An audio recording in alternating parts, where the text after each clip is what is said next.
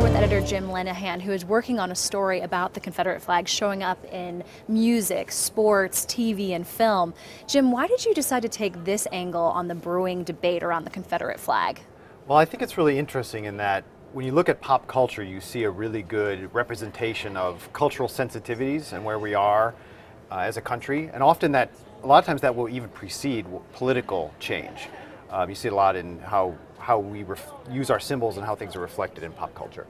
Now, in compiling this list, I think you've seen public opinion pretty significantly change. The first one on the list is pretty obvious, Dukes of Hazzard.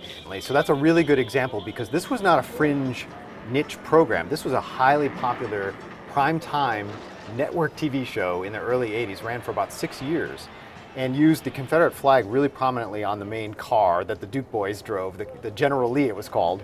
The horn played Dixie.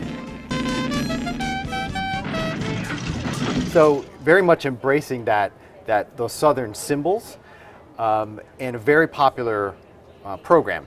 Now what's interesting about that is when the film was made, it had different stars but the same characters.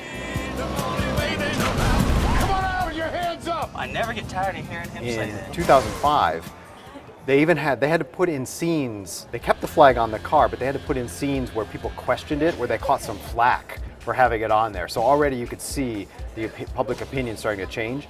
And now today, the original actors are used in a series of Auto Trader commercials driving the General Lee, but you never see the top of the car. So they've been very effective in sort of phasing out that imagery. You also found quite a few musicians who are using the flag in albums, and it was even in some song lyrics. But recently, more have been moving away from using the Confederate flag.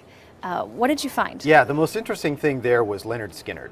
So in this whole debate about the flag over the last few days, people would say, like, do I have to get rid of all my Leonard Skinner albums? Is that, brand me as something I don't want to be?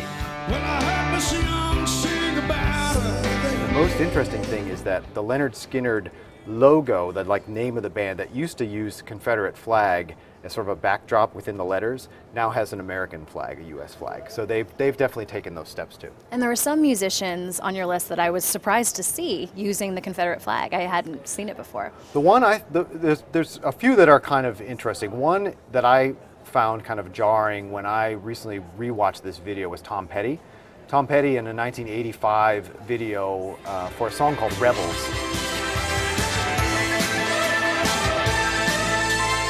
He's performing in front of this huge Confederate flag. And it's really interesting because you don't think of Tom Petty as, although he's Southern in his roots coming from Florida, you think of him as more of a California guy, and you wouldn't think of that image would necessarily match his attitude or his persona.